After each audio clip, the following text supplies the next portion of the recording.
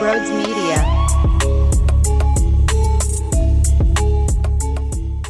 I've been waiting for this day. Not for any particular reason. Seriously, I don't find joy in this at all. It's actually disgusting, and I'm sick that we have to talk about Eagles drama instead of excitement and what this team can be and how they can be awesome. No, there's a problem with the culture. There's a problem with the head coach. There's a problem with Jalen Hurts. But there's a reason why these discussions are constantly happening. Because they're true. And if you don't want to believe certain reporters, you have every right to play that card. I'd say you're foolish. I'd say you're getting pissed on and you're being told it's raining and you're just agreeing with it. Oh, okay, let's just rain. That's what you're experiencing. And by all means, you're entitled to feel that piss if you enjoy the piss. I don't enjoy the piss. I enjoy greatness. I'm not getting greatness. And we'll talk about it. A lot of different reports being made. Derek Gunn, Carton, Santa Laquido, the list goes on. And that's what happens, though, when you have one of the most historic collapses in Philadelphia sports history. You do realize that the old ones out there say, hey, this reminds me of the 60s. The Phillies in the 60s. The 60s. 60 years ago. This is such a traumatic experience that people that lived through that 60s Phillies collapse says that this relates to that. Took 60 years to have another team that hit rock bottom the way that team hit rock bottom. It's unprecedented. When that's the case, there's obviously real turmoil, and there's something breaking down at the core inside those NovaCare complex walls. You have to believe it. Okay, so before we get into it all, we got audio clips, we got tweets. Let me talk to you about something we're doing here. We are on a mission to continue growing here at Brodes Media in every way possible. So if you are enjoying this mess, make sure you subscribe and leave a thumbs up.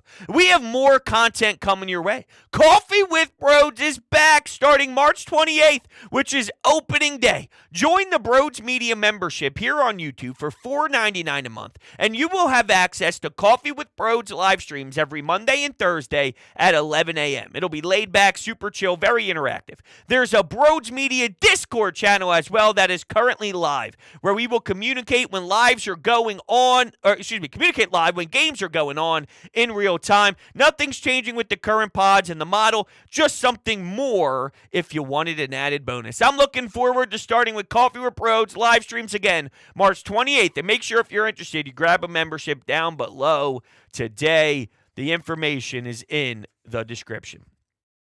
Let's start with D. Gunn. So here's Derek Gunn, who posted this on Twitter late Wednesday afternoon, so I guess maybe Wednesday evening. He says this: according to some sources, Jalen and his big contract, it pulled him in numerous directions on and off the field and put him under a lot of pressure that he didn't handle well. Big Dom's suspension, well, that controls Sirianni's emotions on the sidelines. In his absence, Nick gets in numerous arguments with players and coaches during games.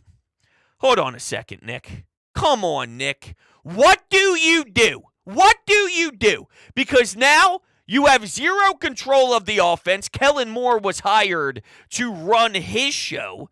He's now calling plays, too. So that is not what you do. And you can't control your emotions. You don't do that either. What do you do? The fact that you're supposed to be a leader of men, there's a lot of testosterone out there. There's a lot of high emotional guys putting their life on the line in the trenches, and you can't control. You got to be the steady hand. That's your job. That's what you get hired to do. When the emotions get high, you don't get high. You don't get high at all. You have to lower it. You have to drop it. And I don't want to hear for a damn second, well, Brodes, what a hypocrite, because look at you right now. This is my job. My job is to let you know how I feel, and I'm disgusted. Okay, I'm very angry that Nick has control of this. Well, but he doesn't. That's the issue. He doesn't have any control, but yet on paper and in theory, he's the head coach of the football team. Nobody respects him. If it takes Big Dom to stop whatever you were about to do. And without him, you're a lost cause. And you're just free firing like you should be in an insane asylum. And the straitjacket's off. And now you're going bonkers running the streets. Now you're picking fights with players. And you're picking fights with your own coaching staff. And the difference in that happening or not is another man watching you. It's crazy. What are we doing? What type of leader is that? What type of guy are you having with the head coach title? I cannot understand. I truly can. So obviously, that really hurts me, and I don't get it whatsoever. To the Jalen Hurts front, this relates to something Santa Liquido posted on Bleeding Green Nation in about the middle of the season or so, somewhere around there. And we actually did a podcast on it, and it didn't get much coverage. It didn't get a lot of play. For some reason, it slipped under the radar more than most things do when something so significant is tied to it.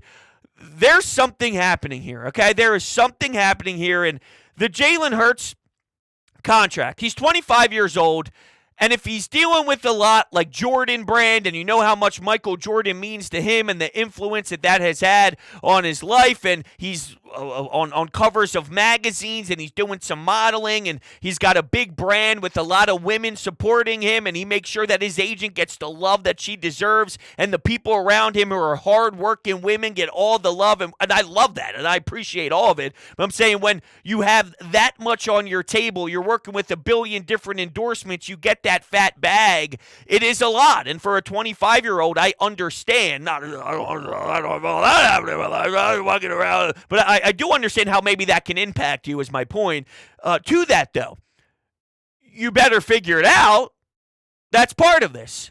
You get paid to be an excellent quarterback. I need you to find a way throughout the big money, throughout all the endorsements, to be that great quarterback. If this is a speed bump in the road, okay, I can understand that. He's a young man. I get it. It's a lot of pressure. It's a lot. I get it. I love his work ethic. I love his ability to be dedicated to the craft. I love the way that he handles himself. There's things that have to be worked on.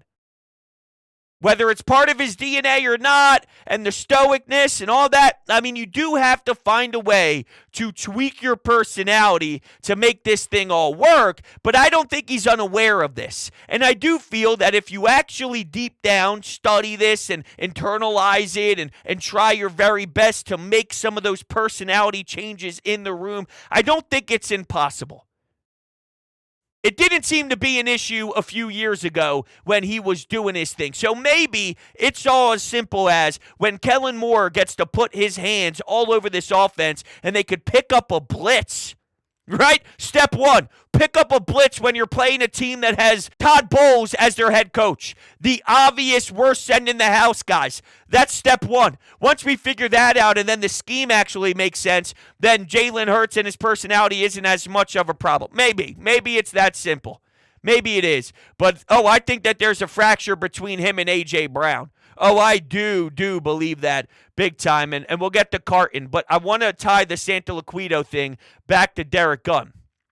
Because sources within and around the team says that Jalen Hurts, quote, changed since signing the big $255 million contract extension. There are two versions of Jalen Hurts, the one the public sees and the one behind closed doors at the NovaCare complex that the Eagles protect, as they tried to do with Carson Wentz. The public, well, some of the fan base sees a leader. His teammates may not. Sources close to and around the team say Hurts should have been a better leader and is capable of being a better leader. He shuts himself off from others and he defers to A.J. Brown, who has a great reputation among his teammates as a family guy and will hold himself and his teammates accountable. One source on the team described Hurts as a good dude who sometimes does not realize when he's acting like a prima donna, and we'll use the word jerk here. So it wasn't a word that they could put in print, but just keep that in mind. Multiple sources close to and inside the Eagles confirm this.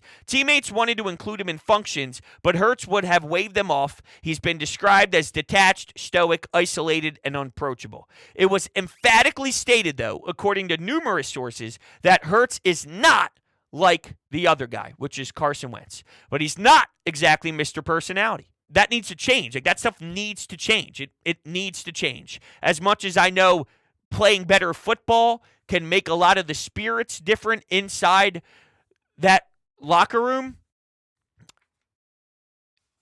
it also stems from not believing the head coach, and it also stems from just the quarterback and the way that he handles himself right now. And you just be a fool to sort of discredit and disregard all of this stuff in totality. You don't just collapse from the sky for no reason. That doesn't happen. There's a cause and an effect. There's reasons why. And why you're not able to bounce back is also significant to me, because if things were okay, then you would have been like the Kansas City Chiefs. Struggled for a while, but when you got to pull together, you pull together.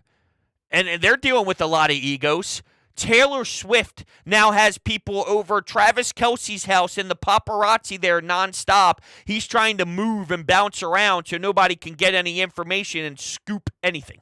Like, he is a megastar, superstar. There were people covering the Super Bowl just from a Taylor Swift angle, not even actually with a real corporation or a real Inquirer, or there was no substance to it. It was just their version, the paparazzi famous people blogs. That's what's covering the Super Bowl because of Travis. You have to deal with that. That's part of your gig. The personalities. And maybe Andy Reid struggled at one time with T.O. and Donovan McNabb, and this was all a learning curve. All right, hey, Pat Mahomes, $500 million contract. He's in ownership groups. He's in ownership groups of baseball teams and this and that. You're dealing with a lot of egos, and you have to figure it out. And if Nick can, unless Big Dom's on the sidelines, then your head coach is an absolute donkey.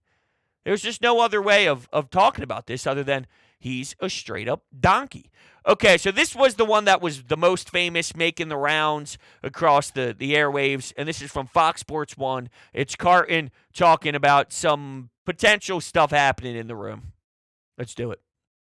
The biggest question facing the Eagles is, what do you know about what happened that season? I don't want you to tell. I can tell you that it is a problem that would splinter any group of men. Any group of men. It is a real significant problem. Yeah, I know it cannot be fixed. I will tell you that. It's what you think. Money we the live. No, women. Oh, so, I'm not going to say any more than that. But I know what the problem was. I know they're trying to fix it, and I don't think it can be fixed. So it would be very interesting to see if a high-profile player is no longer with the Eagles going into this season. And by the way, maybe he will be, but I'll be interested to see if he is. I don't like what that implies. There's no doubt in my mind there's something to what he's saying. Oh, there's no doubt about it.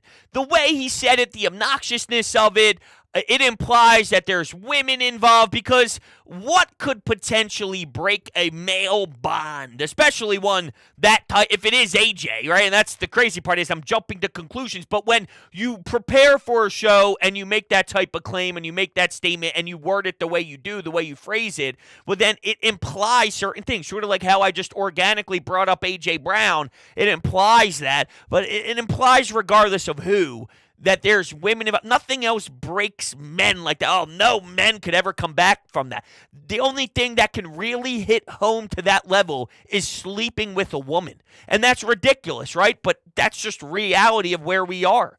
And I don't like that. Now, I do think there's real, legitimate, fractured, serious relationships in that room. And I wouldn't be surprised if Howie Roseman's doing some things behind the scenes. And Howie deserves a lot of blame in this too, because I've always said that he creates one of the worst environments to work in. Very hostile environment. There's no way Fletcher Cox and Jason Kelsey, no matter what they say publicly, when they dap each other up and they hang out and they talk about Howie, they're like, yeah, Howie's my dog. Howie's my dude. Like, this little dweeb, man. He's like a little pest. He's annoying. And he does some very solid things from a GM standpoint, and he does have a lot of respect in the league, and he is valued as a top premier GM and all that good stuff at the top of an organization. But it is very toxic. It's never easy to walk into that NovaCare complex and know that the people you're working for won't stab you in the back. And you could say, well, isn't that the business of the NFL? Don't all teams do that? Yes, from a general sense. Yes, it's ruthless. These contracts, they can put you on practice squad, release you, this and that, the whole nine. Yes, absolutely, there are things that occur throughout the NFL that I'm not going to co-sign with, but that doesn't mean that there's not a better way to do it from a people-person level. Dave Dombrowski does it from a people-person level. That's the way you run the top, okay? That's the way you create relationships and you work and you talk and you communicate and you have the proper dialogue with everybody and every partner involved here. That does not happen with Howie, man. He's flipping you. As soon as you shut the door after a meeting in the office, he's flipping the actual door off as if you're standing behind it. He's just flipping you off, and he's saying, "Holy hell. Bend him over!" That's what he's saying as he walks out the door. I haven't heard that in a long time, by the way. That's a throwback, huh? That's an absolute throwback. Hey, what else is a throwback? HelloFresh, meaning I've been using it for so long now because they're the greatest in the world. It feels like it's from the 90s I've been using it so much. Whether you're trying to save money, eat better, or stress less, HelloFresh is here to help you with all three. Don't let recipe boredom strike because HelloFresh has more options than ever before. Dig into the biggest menu yet with over 45 dinner options to choose from weekly and even more market add-ons that suit any lifestyle. They say breakfast is the most important meal of the day, and HelloFresh agrees. In fact, they're giving all subscribers free breakfast for life. That means you'll enjoy a totally free breakfast item with every single HelloFresh delivery. Now that is worth waking up early for. Go to HelloFresh.com/BrodesFree and use code BrodesFree for free breakfast for life. One breakfast item per box while subscription is active. That's free breakfast for life at HelloFresh.com/BrodesFree with code BrodesFree. This is why HelloFresh is America's #1 meal kit. Not surprising that we are doing this. This is sort of a show as we're kind of talking through it all. To kind of set the foundation here of what's been happening. I mean, it's just one after the other, and they all tie together. And, Santoliquido's report ties together with D. Gunn's report, which you might not like Carton's wording, but come on. Don't be dumb. Let's not be dumb. Let's not be stupid. We're setting the foundation here on what this offseason is going to be about. Now, I had Clay Harbor join me on WIP Monday, and I asked him, considering he's been in the locker room before, he's put on an Eagles uniform before. He knows, actually, a lot of the guys who are still currently active and playing, and he was drafted with some of them. So when you're in the locker room and you see a coach bust his ass and really try everything in his power to find answers, but he can't, and he's struggling. But he's putting in the work, and you could tell that he's spending hours and so much time on film that it's probably unhealthy. So you do that leading up to the 49ers game, you get obliterated. You do that again for Dallas, you get obliterated. You do that for Seattle, and you have a game-breaking drive at the end that's back-breaking, and then the rest is history, right? And you're not getting the results. At some point, do you lose any sort of hope and belief that this is the guy that can lead you to where you want to be leaded? And this was his answer. And I disagree because he says things about Nick having... I'll let it play out. I liked the answer, though. The idea behind the answer I liked. I just don't believe that it's real. That's sort of how I paraphrase my thoughts even prior to hearing the clip. It's a little lengthy, maybe 2 minutes or so, but it's interesting. Take a listen. Here we go. I don't think in a locker room that those players have any reservations about Nick Sirianni. And I was able to see a lot of the guys just even over the weekend and talk to them a little about the season. I spent some time with Kelsey.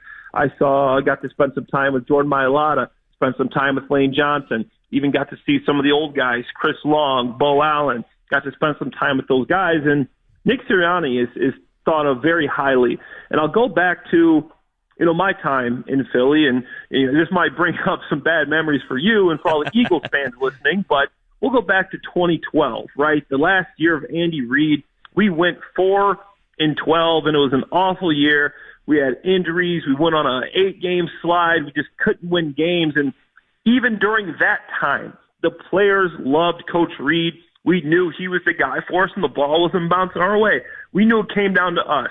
Coach Reed was a coach that had won many games year in and year out. He's a guy that he was back with the Mike Holmgren Packers League teams, and this guy knew what he was doing. We loved him as a coach, but for whatever reason, we just weren't winning games. But I'll tell you this, there wasn't one player on that team that said, man, we really need to fire Andy and bring in Chip Kelly because Andy's just not getting the job done. We were all behind Andy, as tough as it was that season, us losing those games, a really down year for the Eagles, something that doesn't happen often. But no, in that locker room, just like with us back when Andy, when we're losing all those games, the year he got fired, and now with Nick Sirianni, the players are behind him. They stand with him, and obviously that's something that Jeffrey Lurie has to decide, and Howie, if he's the guy to lead this organization. But as far as the players are concerned, they will still go out to battle and fight with Nick Sirianni as their general. I like the comparison to the Andy Reid thing because you're right. Were they all sitting around saying, hey, we got to get rid of this guy and we got to can him? And no, but Andy Reid's also Andy Reid, and they probably saw that this dude is great and this guy's awesome. There's never been a human being to ever say anything bad about Andy Reid ever. Like ever. There's not been one person to ever say one thing, just the littlest thing ever. No, he probably doesn't even jaywalk. Andy Reid probably doesn't even jaywalk. There's no way that at that time you would want to run that guy out of town because the football men know that guy's a football man. Nick Sirianni, you know what's happening when Nick Sirianni has his back turned? People are texting Derek Gunn saying this offense blows, this offense stinks, and it's taken way too much time to develop, and it's hot trash. And that's the difference. So I get where he's coming from. Players are going to put the blame on themselves, and it's an interesting perspective. Truly, it is. And I know a lot of guys will probably never put the blame on coaches because they always look at what they could have done better, and they're wired in that way. And as much as I love that there are some guys made up with that level of character, it's all right to also recognize that the man in charge is a child. The man in charge is a baby. The man in charge doesn't have the sack to be in this position. And don't hit me with he made a Super Bowl. I can hit you with a ton of coaches that have won a Super Bowl that aren't very good. You're the same person that tells me Mike McCarthy stinks. You're the same person that's happy that Dallas kept Mike McCarthy because he won a Super Bowl. Doug Peterson's a fine NFL coach. He's not a great NFL coach. He's a fine NFL coach. He gives stability, which is okay. It could work in Jacksonville. You're not in the upper echelon. It's fine. You can survive if you get rid of Doug Peterson. Your organization doesn't collapse to shambles. You can find something, and you can find an improvement, too. Sign someone who's better as well. And then that's just winning the Super Bowl. Then the list of coaches that have made Super Bowls that you would claim are failures, well, then, no. I can't just look at a Super Bowl run and then automatically apply that, especially when Shane Steichen showed what he's capable of doing. And at this point, I got to even say, Gannon came in here and bend him over. That's what he did. Bend him over. That's what he said to the team, and that's what the team did to you. So, Nick, at this point, Jonathan Gannon, to outclass you like that, either you're even way worse than I even thought, and I am having you very down low on my list right now, or Jonathan Gannon is significantly better than what I thought. And I don't know if it's that. So, oh, God, it's somewhere in between, and that's the most upsetting part about this whole entire thing. Oh, my God. All right, we'll run to a couple anytime hotline calls. Let's do this. Hey, Brodes. I just want to talk about the Philadelphia Eagles and their epic collapse and what's going on. Sure. What we've heard so far. I'm just letting you know, if nothing comes up about that report from Carton, which probably won't, but if there is, because Fletcher Cox has done shit like that before, but let's just say something like that does not come to light and it really was bullshit, Carton should be off the air, because that's the kind of stuff, that is defamation of character to somebody in that locker room. That is absolutely ill-just business and reporting on his part.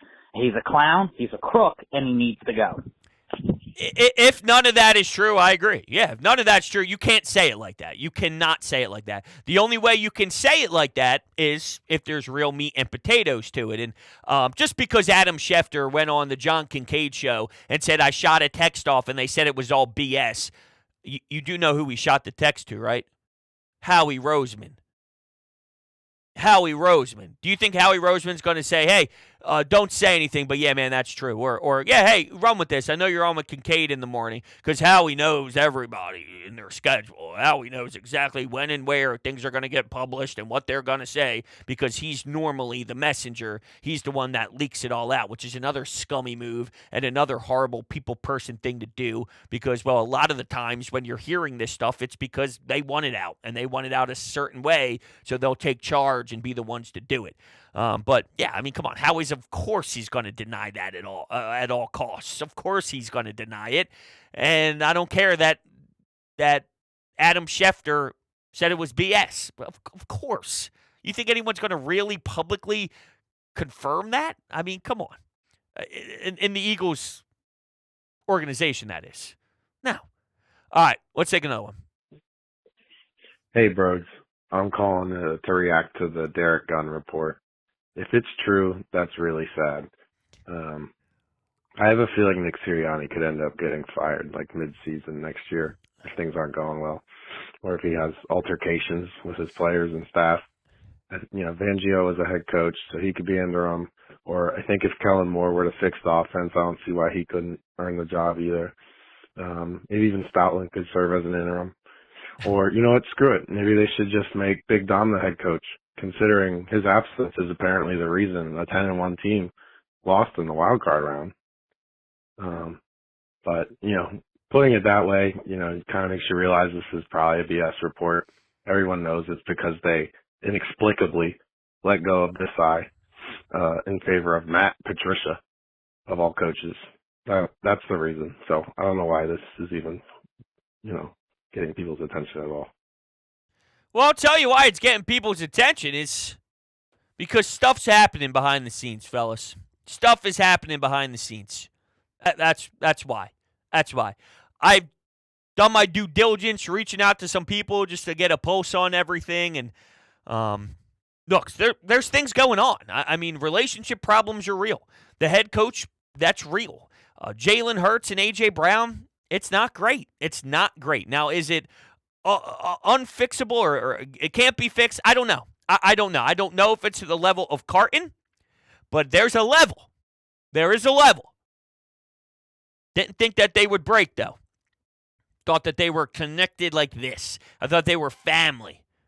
I guess it doesn't really matter. The problem I have with this season, though, now is, you know, we're already bringing up who can step in as interim. The season hasn't even started yet, and we're rightfully figuring out if our head coach has what it takes. It's a dangerous game to play with. You don't want to enter the season on this thin of ice. I mean, you can't even be on thinner ice. This is the thinnest of thin ice that anyone's ever been on. And Nick Sirianni starting the season off this way. And he doesn't even do anything. So really, when you think about it, the power is out of his hands.